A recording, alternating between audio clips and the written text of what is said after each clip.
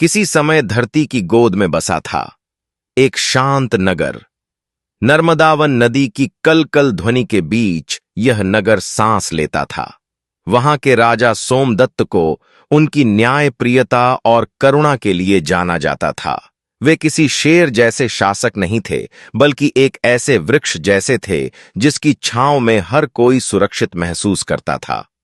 उनकी रानी त्रिलोचना केवल सुंदरता की मूर्ति नहीं थी, वे आत्मा से उतनी ही शुद्ध थीं जितनी कि किसी अश्व की तपस्या उन्होंने अपने जीवन को अपने पति और राज्य के प्रति समर्पित कर दिया था। परंतु यह प्रेम, यह समर्पण क्या कभी पूर्ण था? एक दिन वर्षों की प्रतीक्षा के बाद रानी त्रिलोचना ने एक पुत्र को जन्म दिया। पूरा राज्य उत्सव में डूब गया, परंतु उस आनंद के शोर में एक भाव धीरे से दब गया। रानी के मन की थकान, एक लंबा इंतजार और उस खुशी में खुद के खो जाने का एहसास। राजा ने राज्य में एक भव्य नृत्य समारोह आयोजित किया। दीपों की लौ जैसे किसी पुराने अंधकार को चीरती हुई चल रही थी। संगीत की रागिनी हर दिशा में फैल चुकी थी, लेकिन राजा सोमदत्त के मन में जैसे एक सूना कोना था जिसे वह खुद भी समझ नहीं पा रहे थे। तभी मंच पर आई एक अजनबी नर्तकी। उसके नृत्य में एक रहस्यमयी पीड़ा थी और उसकी आंखों में एक ना मिटने वाला अकेलापन। वह कोई साधारण कलाकार नहीं थी, वह जैसे किसी भूले हुए व्रत की स्मृति थी। राजा की आंखें ठिठक गईं। यह कोई प्रेम नहीं था, नहीं आकर्षण, यह तो जैसे उनके भीतर छिपे उस खालीपन का जवाब था जो वे खुद से भी छुपा रहे थे। नृत्य के बाद राजा ने सेनापति को बुलाया। राजा के स्वर में उत्साह नहीं था, बल्कि एक खोया हुआ याचक बोल रहा था। उस स्त्री की आंखों में कुछ था जो मैंने अपनी आत्मा में भी कभी नहीं देखा।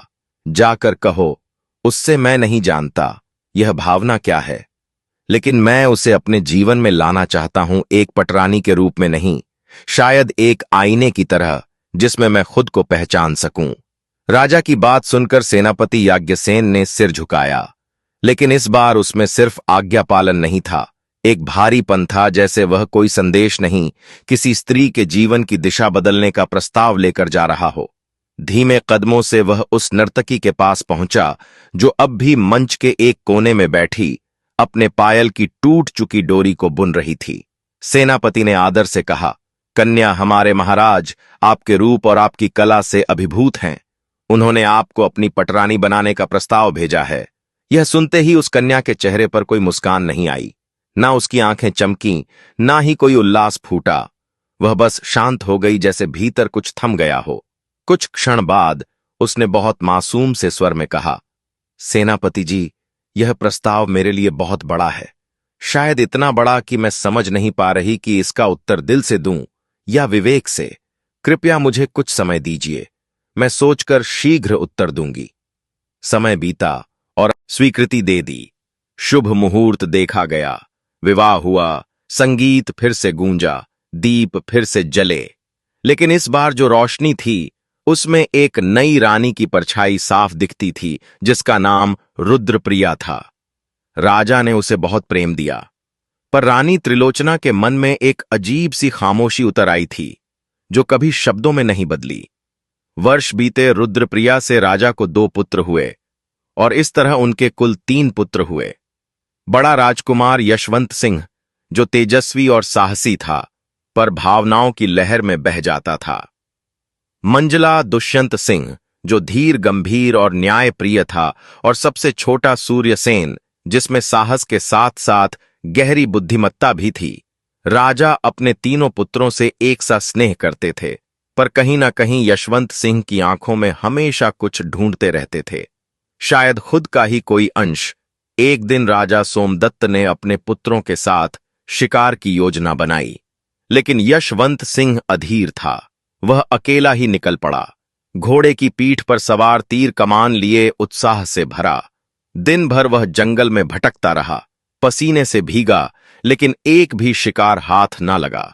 शाम की हल्की ठंडी हवा और डूबते सूरज की रोशनी में वह आगे बढ़ा तो उसकी आंखों के सामने एक दृश्य उभरा।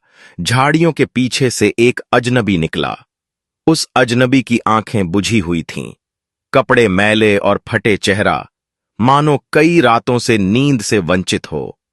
पर उसकी देह पर जो सबसे चमकीली चीज थी, वह था एक सुंदर तोता जो उसके कंधे पर बैठा था, एकदम चुप, पर आंखों में अजीब सी चेतना लिए हुए यशवंत सिंह ठिठक गया। जैसे ही राजकुमार यशवंत सिंह की नजर उस अजनबी पर पड़ी, उसका मन एक अजीब सी घबराहट से भर गया। वह व्यक्ति कोई आम वनवासी नहीं लगता था, उसके भीतर एक बवंडर लिए। राजकुमार ने अपने घोड़े की लगाम खींची और धीरे धीरे उस अजनबी के पास गया। वह धूल से सना हुआ था, पैरों में छाले, बाल बिखरे हुए, चेहरा थका हुआ।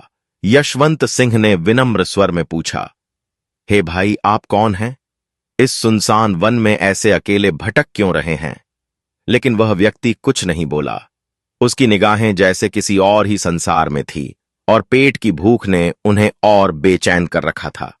यह देखकर राजकुमार ने अपने थैले से एक ताजा सेब निकाला और चुपचाप उसकी ओर बढ़ा दिया। अजनबी ने बिना कोई धन्यवाद दिए सेब लपक लिया और उस पर ऐसे टूट पड़ा मानो बरसों से भूखा हो। यशवंत सिंह चुपचाप उसे देखता रहा, ना कोई प्रश्न, ना कोई अभिमान। जब वह थोड़ी देर बाद शांत हुआ तो राजकुमार ने धीरे से पूछा, आपका परिवार कहाँ है? कोई संकट है क्या? बताइए ना, शायद मैं आपकी मदद कर सकूं। इतना सुनना था कि उस व्यक्ति के हाथ से सेब गिर गया। उसकी आंखें भीग गईं और अगली ही पल वह जमीन पर बैठकर फूट फूट कर रोने लगा, ऐसे जैसे बरसों का कोई दर्द अब बहने की इजाजत मांग रहा हो। राजकुमार की आंखें सख्त हो गईं, पर स्वर अब भी शांत था। भाई, बताइए कौन है आप, और ऐसा क्या हुआ है कि आपके दिल में इतना दुख समाया है? तभी एक चमत्कार हुआ। उस अजनबी के कंधे पर बैठा सुंदर हरा तोता बोल पड़ा, लेकिन उसकी आवाज किसी साधारण पक्षी की नहीं थी। उसमें दर्द था, सम्मान था और एक कथा का बोझ था। हे राजन, मेरे स्वामी कभी एक प्रतापी और न्यायप्रिय राजा थे, लेकिन आज वे अपने ही पुत्र के कारण इस दशा में हैं। उनका नाम अब केवल जंगल की हवाओं में रह गया है। राजकुमार सन्न रह गया। तोते की आंखों में देखते हुए बोला, वत्स, कृपा करके पूरी बात बताओ। ऐसा क्या हुआ जिससे एक राजा ऐसे भिखारी बन गया? तोते ने धीमे स्वर में कहानी सुनानी शुरू की। पास ही के राज्य रुद्र वाटिका में एक राजकुमारी रहती है, ऐसी रूपवती कि उसकी सुंदरता पर स्वयं इंद्र भी मोहित हो जाए।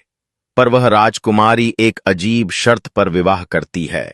जो भी युवक उसका प्रश्न हल कर दे, वही उसका पति बनेगा। लेकिन जो उत्तर ना दे पाए, उसका शीश धड़ से अलग कर दिया जाता है। अब तक किसी ने भी उसका प्रश्न नहीं सुलझाया। कई राजकुमार आए, लेकिन सारे शहीद हो गए। उन्हीं में एक था, मेरे स्वामी का पुत्र। राजकुमारी के प्रश्न का उत्तर ना दे सका और उसी की तलवार से उसकी बलि चढ़ गई। यशवंत सिंह का कंठ सूख गया, उसकी मुट्ठियां भीज गई। राजा यह सदमा सह नहीं सके। उन्होंने अपना राज्य छोड़ दिया, सिंहासन छोड़ दिया और अब पागल होकर जंगलों में भटकते हैं। उनका राज्य भी अब उसी राजकुमारी ने हड़प लिया है। एक क्रूर अप्सरा बनकर इतना कहकर तोता चुप हो गया। फिर एक हल्के फड़फड़ाते पंख के साथ वह अपने स्वामी के कंधे पर चढ़ा और दोनों धीरे धीरे जंगल की गहराइयों में खो गए। पर उस क्षण के बाद राजकुमार यशवंत सिंह की आंखों में एक अजीब सी रोशनी उतर आई थी। ना वह सिर्फ जंगल में था, न वह सिर्फ शिकार की खोज में। अब वह एक चुनौती से टकराने के लिए निकल पड़ा था, एक रहस्य को न्याय दिलाने और एक ऐसी स्त्री को रोकने जो प्रेम के नाम पर रथ चलाकर मृत्यु बांट रही थी। अब राजकुमार जंगल से लौट तो आए, पर आज वह लौटना वैसा नहीं था जैसा हर रोज होता था। शिकार की तलाश में निकले थे, पर वापस आए एक भटके हुए सवाल के साथ जो उनके दिलो दिमाग पर छा गया था। घोड़े की लगाम थामे हुए भी उनका मन किसी और दिशा में दौड़ रहा था। आंखें सामने थीं, पर दृष्टि उस भूखे व्यक्ति और उसके कंधे पर बैठे बोलते तोते की कही बातों में उलझी थी। महल पहुंचकर भी राजकुमार का शरीर जैसे चल रहा था, लेकिन आत्मा किसी और ही संसार में भटक रही थी। उन्होंने अपने कक्ष का दरवाजा बंद किया और चुपचाप बिस्तर पर लेट गए। लेकिन नींद वह तो जैसे कहीं दूर छुप गई थी। बार बार करवटें बदलते हुए उनके भीतर एक बेचैनी जन्म ले चुकी थी। हर बार आंखें बंद करते तो वही चेहरा सामने आ जाता। राजकुमारी अमृता का वह रहस्यमयी सौंदर्य, वह निर्दय शर्त और एक उजड़ा हुआ राजा, यह सब अब सिर्फ कहानी नहीं रह गए थे। यह अब राजकुमार का सच बन चुके थे। सुबह की पहली किरण भी राजकुमार के लिए कोई नई शुरुआत नहीं थी। वह तो मानो एक अधूरी रात की बेचैनी जारी कड़ी थी। बिना किसी विलंब के उन्होंने अपने घोड़े को तैयार किया, जैसे कोई भीतर से उन्हें पुकार रहा हो। तभी उनके माता पिता आ पहुंचे। मां की आंखों में चिंता थी और पिता की आवाज में भय। हे पुत्र, कहां जा रहे हो? इतनी व्यग्रता में उन्होंने पूछा। राजकुमार ने उन्हें सारी बात विस्तार से बताई। जंगल में मिले उस टूटे हुए राजा की व्यथा, उसके पुत्र की मृत्यु और वह रहस्यमय राजकुमारी जिसकी सुंदरता और शर्त दोनों ही घातक थी। यह सुनकर रानी का चेहरा पीला पड़ गया और राजा ने गंभीर स्वर में कहा, मत जाओ पुत्र, वह लड़की अब तक कई वीरों की बलि ले चुकी है। पर राजकुमार की आंखों में एक अलग ही जिद थी। जिद नहीं, शायद कोई अधूरी कहानी को पूरा करने का जुनून। हे माता पिता, उन्होंने धीमे पर दृढ़ स्वर में कहा, यदि मेरी नियति यही है तो मैं उससे मुंह नहीं मोड़ सकता। मैं उससे मिलूंगा और उसके प्रश्न का उत्तर भी दूंगा। कुछ ही समय में राजकुमार अमृता के महल पहुंच गए। महल की ऊंची अटारी से जब वह स्वर्ण कांति से दमकती राजकुमारी उतरी तो उसकी उपस्थिति मानो पूरी पृथ्वी को थामे हुए थी। उसके होंठों पर एक सौम्य मुस्कान थी, लेकिन आंखों में एक रहस्यमयी ठंडक। उसने कहा, हे राजकुमार, मैं आपसे विवाह करने को तैयार हूं, पर एक शर्त है। आपको मेरे एक प्रश्न का उत्तर देना होगा।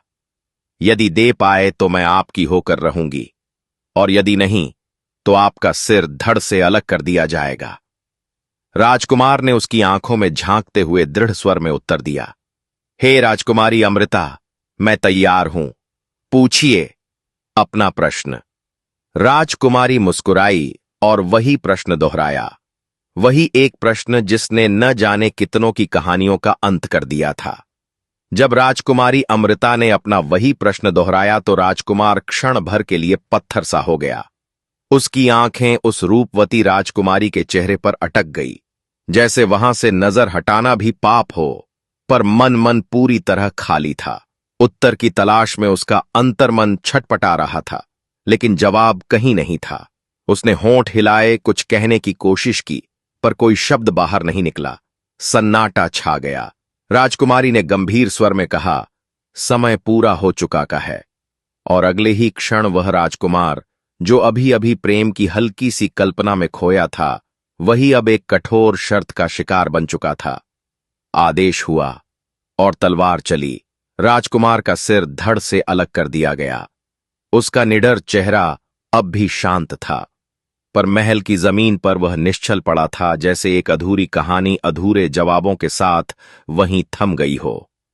कुछ समय बाद जब यह हृदय विदारक समाचार महल तक पहुंचा तो माता पिता के पैरों तले जमीन खिसक गई। मां की चीखें पूरे महल में गूंज उठीं और पिता की आंखें जैसे पत्थर हो गईं। दो छोटे भाई जो हमेशा अपने बड़े भाई को आदर्श मानते थे, अब शून्य में ताकते रह गए। मंझले राजकुमार दुष्यंत सिंह की आत्मा भीतर से कांप उठी, पर आंखों में आंसुओं की जगह अब आग थी। उसने प्रतिज्ञा ली कि वह न केवल अपने भाई की मृत्यु का बदला लेगा, बल्कि इस रहस्य की तह तक जाएगा। कुछ ही समय बाद दुष्यंत भी उसी रास्ते पर था जहां से उसका भाई गया था, पर कभी लौटकर नहीं आया। जैसे ही वह अमृता के महल पहुंचा और वह राजकुमारी उसकी आंखों के सामने आई तो वह अवाक रह गया। क्या यह वही स्त्री है जिसने उसके भाई की जान ली? कैसी विषैली सुंदरता है जो मृत्यु से भी ज्यादा मोहक लगती है। उसकी आंखों में अप्सरा जैसी चमक थी, लेकिन होठों पर थी एक अजीब सी रहस्यमयी मुस्कान। राजकुमार उसे देखता ही रह गया। उसकी चेतना डगमगा गई। एक पल को वह भी उसी मोह में बह गया जैसे उसका बड़ा भाई बह गया था। तो स्वर्ग की देन है। वह फुसफुसा आया। पर अगले ही पल उसने अपनी प्रतिज्ञा को याद किया। उसने अपने भीतर एक हुक सी महसूस की और पूछा, मेरा बड़ा भाई कहाँ है? राजकुमारी की मुस्कान थोड़ी ठंडी हो गई। उसने धीरे से कहा, मुझे कुछ पता नहीं। यह सुनकर दुष्यंत सिंह की आंखों में संशय की लहर दौड़ गई। क्या यह झूठ बोल रही है या कोई और सच छुपा है? कुछ पलों तक वह मौन रहा, सोचता रहा। पर तभी राजकुमारी बोली, राजकुमार, किस सोच में डूबे हो? वह बोला, मैं आपके सौंदर्य से अभिभूत हूं। मैं आपसे विवाह करना चाहता हूं। राजकुमारी की आंखों में हल्की सी चमक उभरी। तो फिर सुनो मेरी शर्त। विवाह से पहले तुम्हें मेरे एक प्रश्न का उत्तर देना होगा। राजकुमार ने आंखें बंद कीं और फिर गहरी सांस लेकर बोला, पूछिए, मैं तैयार हूं। जब राजकुमारी अमृता ने वही प्रश्न दोहराया तो मंझले राजकुमार दुष्यंत की आंखों में थोड़ी देर के लिए झिझक उभरी। फिर वही सन्नाटा, वही असमर्थता और फिर वही निर्णय। तलवार चली और एक और राजकुमार मृत्यु के गर्त में समा गया। अब राजा सोमदत्त के 3 पुत्रों में से केवल एक ही जीवित था, सबसे छोटा लेकिन सबसे प्रचंड सूर्यसेन। जब उसके कानों तक यह मनहूस खबर पहुंची कि उसके दोनों भाई अब इस दुनिया में नहीं रहे, तो उसका हृदय शोक से नहीं, आक्रोश से दहक उठा। उसकी आंखों में आंसू नहीं थे, बल्कि अंगार थे। उसने कोई विलाप नहीं किया। वह चुपचाप उठा, अपनी तलवार कंधे पर रखी और घोड़े पर सवार हो गया। घोड़ा हवा से बातें करने लगा और दिशा थी वही जहां से उसके भाई कभी लौटे नहीं। लेकिन जैसे ही वह राजमहल के द्वार पार करने को हुआ, मां ने बांह थाम ली और पिता सामने आ खड़े हुए। मां की आंखें नम थीं, कंठ रुंधासु हुआ था। पुत्र, 2 बेटे जा चुके हैं, अब तुझे खोने का साहस नहीं है, मत जा। पिता की आवाज लड़खड़ा रही थी। तेरे जाने के बाद हम किसके सहारे जिएंगे? लेकिन सूर्यसेन ने वह कहा जो सन्नाटे को चीर दे। उसने कड़क आवाज में कहा, हे माता श्री, हे पिताश्री, मैं आपके चरणों की सौगंध खाकर कहता हूं, या तो मैं उस हत्यारी राजकुमारी से अपने भाइयों का प्रतिशोध लेकर लौटूंगा, या फिर आप यह मान लीजिए कि सूर्यसेन नाम का कोई पुत्र कभी हुआ ही नहीं।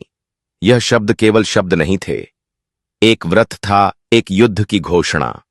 माता पिता ने अंतिम बार उसे रोकने की चेष्टा की, पर सूर्यसेन ने मुड़कर नहीं देखा। उसकी आंखों में अब केवल 2 चीजें थीं, अपने भाइयों की अधूरी कहानियां और उस महल तक पहुंचने की आग जहां यह खूनी श्रृंखला शुरू हुई थी। रास्ते में घोड़े की टापें वीरान जंगल में गूंजती रहीं, लेकिन सूर्यसेन का मन भीतर से शंखनाद कर रहा था। उसने सोचा, अगर मैं भी उसी तरह सीधे उसके सामने जा खड़ा हुआ तो शायद मेरा अंत भी वैसा ही होगा। मैं वह भूल नहीं दोहराऊंगा जो मेरे भाई कर गए।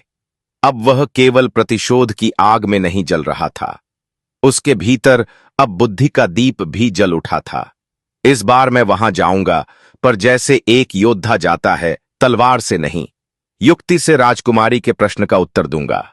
ऐसा उत्तर जो उसकी सोच को भी चुनौती दे और फिर उसके बनावटी सौंदर्य के पीछे छुपे उस रहस्य से पर्दा हटाकर अपने भाइयों की आत्मा को मुक्ति दूंगा। सूर्यसेन के मन में अब एक योजना जन्म ले चुकी थी और यही योजना इस कहानी का सबसे बड़ा मोड़ बनने वाली थी। राजकुमार सूर्यसेन अब उस क्रोध की आग में अकेला नहीं चल रहा था। उसके भीतर अब शांति की एक परत उतर चुकी थी। उसने प्रतिशोध के मार्ग पर चलना तय तो कर लिया था, लेकिन इस बार वह तलवार की धार से नहीं, युक्ति और धैर्य से काम लेना चाहता था। राजकुमारी के महल से कुछ ही दूरी पर एक बगिया थी। कोई साधारण बाग नहीं, बल्कि जैसे कल्पना से बुना कोई स्वर्ग हो, जहां फूलों की सुगंध हवा में रास रचाती थी और एक शांत सरोवर अपनी सतह पर सूरज की किरणों को झिलमिलाता था। सूर्यसेन ने अपने घोड़े को वहीं एक पेड़ से बांध दिया और खुद सामान्य वेशभूषा में उस बगिया की ओर बढ़ चला। शायद यही पहला कदम था उसकी योजना का। उसे इस बात का अंदाजा नहीं था कि यही स्थान राजकुमारी अमृता का प्रिय विश्राम स्थल था। और तभी हवाओं ने करवट ली। कुछ ही देर में राजकुमारी अमृता अपनी कुछ सखियों के साथ उसी बगिया में आ पहुंची। राजकुमार अब भी सरोवर के किनारे खड़ा था, विचारों में खोया हुआ, चेहरा शांत, लेकिन आंखों में एक रहस्यमयी तेज। थोड़ी देर बाद राजकुमारी ने अपनी एक सखी से कहा, मुझे प्यास लगी है, जल लेकर आओ।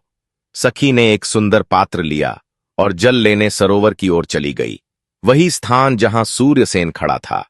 जैसे ही उसकी नजर उस युवक पर पड़ी, वह क्षण वहीं ठहर गया। उसकी चाल धीमी हो गई, सांसें उलझने लगीं और वह उसकी आंखों में खो गई, जैसे वर्षों से किसी को जानती हो। राजकुमार की छवि साधारण पर तेजस्वी, सरल पर सम्मोहक, उसकी चेतना को बांध चुकी थी। जल लेकर वह लौटी, लेकिन उसका मन अब वहीं अटका था। राजकुमारी को जल पिलाकर वह फिर उसी सरोवर की ओर लौट गई। इस बार कोई आज्ञा नहीं थी, सिर्फ एक खिंचाव था, एक अजीब सी बेचैनी। वह सूर्यसेन के पास पहुंची, आंखों में संकोच और होठों पर एक हिम्मत भरी मुस्कान। हे युवक, उसने कहा, आप कौन हैं और यहां इस बगिया में क्या कर रहे हैं? क्षमा करें, लेकिन जैसे ही मैंने आपको देखा, मन ठहर गया। शायद यह कहना जल्दबाजी लगे, पर मैं आपसे विवाह करना चाहती हूं। राजकुमार ने हल्की मुस्कान के साथ शांत स्वर में पूछा, और आप कौन हैं? देवी। उसने नजरें झुका लीं और फिर धीरे से कहा, मैं राजकुमारी अमृता की सखी हूं। मेरा नाम है माधुरी है। सूर्यसेन कुछ नहीं बोला, बस हल्के से सिर हिलाया और उसके साथ चल पड़ा। कोई नहीं जानता था कि यह केवल एक प्रेम की शुरुआत नहीं थी। माधुरी ने अपने आंगन में धीरे धीरे एक चारपाई बिछाई और बड़े प्यार से राजकुमार को उस पर बैठा दिया।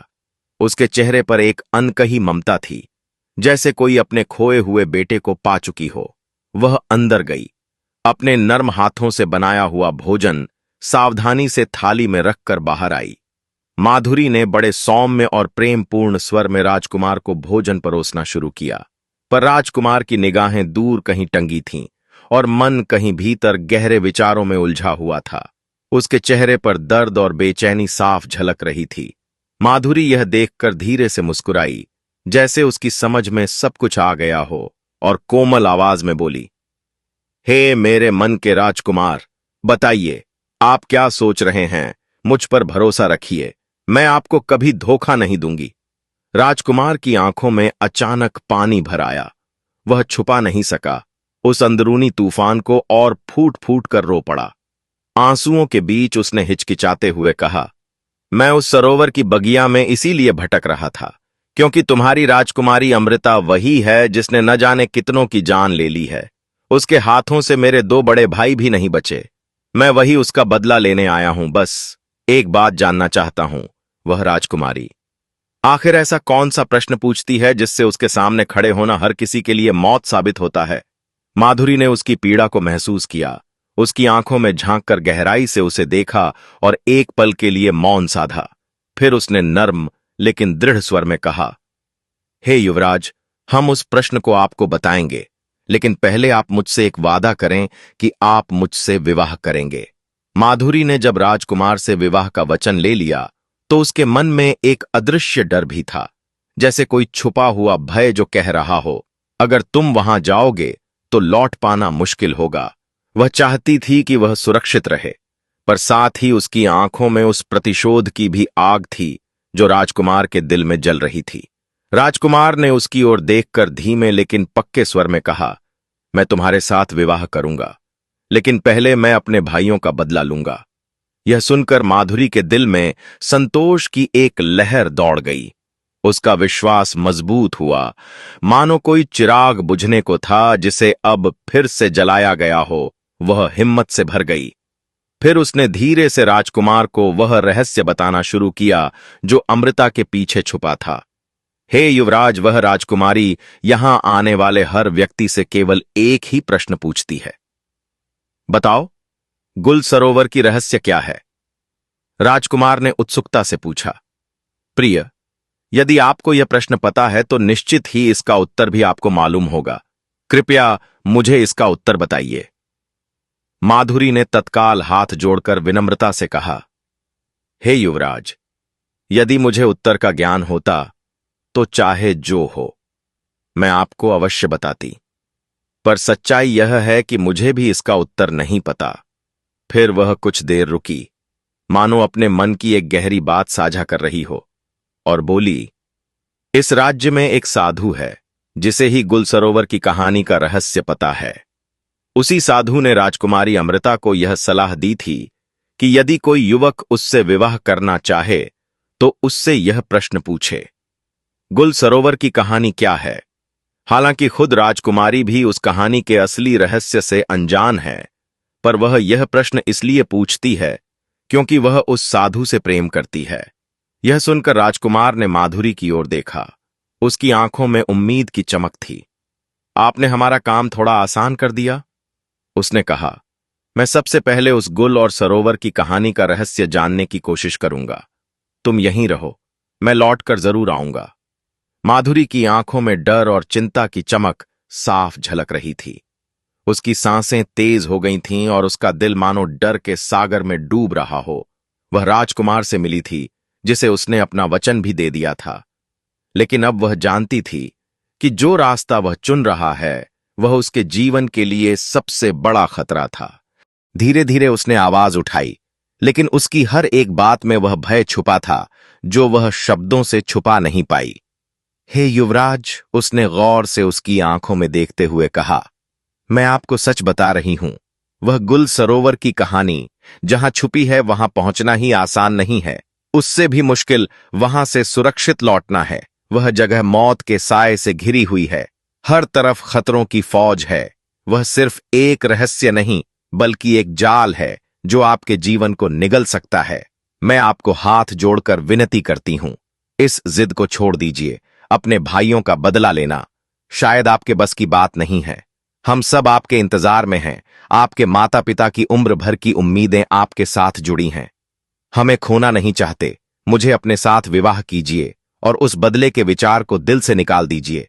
लेकिन राजकुमार की आंखों में एक अलग ही आग जल रही थी। वह आग जो कभी बुझती नहीं। उसके चेहरे पर अटल संकल्प झलक रहा था। उसकी आवाज गहरी, दृढ़ और जैसे किसी तूफान की तैयारी हो। बोली, माधुरी, चाहे रास्ते में कितनी भी कठिनाई आए, चाहे मेरे सामने कितनी भी विपत्तियां खड़ी हो, मैं उस गुल सरोवर की रहस्य की खोज के लिए जाऊंगा और मैं अपने भाइयों का बदला लेकर ही लौटूंगा। यह मेरा संकल्प है, मेरी जान से भी प्यारा। यह ना सिर्फ मेरा दायित्व है बल्कि मेरा धर्म भी। आप मुझे रोको नहीं, क्योंकि मेरी जिद को अब कोई नहीं रोक सकता। माधुरी ने उसकी बात सुनी तो उसके दिल में गहरा दर्द हुआ। वह जानती थी कि अब उसे रोकना व्यर्थ है। वह भीतर से टूट चुकी थी, लेकिन वह अपने आप को संभालकर फिर भी मदद करना चाहती थी। उसने अपने कदमों को त्वरित किया और राजकुमार के सामने घोड़ा और तलवार रख दिए। उसकी आंखों में थोड़ी उम्मीद और ज्यादा चिंता थी। यह घोड़ा और यह तलवार तुम्हारे काम आएंगे, उसने धीरे से कहा। जब तुम यहां से दक्षिण दिशा की ओर चलोगे तो एक गुफा मिलेगी। उस गुफा के बाहर एक बूढ़ा शेर रहता है। उसे देखकर घबराना मत। वह शिकार नहीं करता क्योंकि वह बहुत बूढ़ा और कमजोर हो चुका है, पर वह बहुत भूखा होगा। तुम जब उसके पास पहुंचो तो इस तलवार की मदद से उसके लिए कुछ खाने की व्यवस्था करना। यह काम तुम्हारे सफर का एक महत्वपूर्ण पड़ाव होगा जब वह शेर गुफा से बाहर निकलेगा तो। दोस्तों, अगर आपको राजकुमार और माधुरी की यह भावनात्मक कहानी पसंद आई हो तो वीडियो को लाइक जरूर करें और कमेंट में पार्ट 2 लिखना ना भूलें।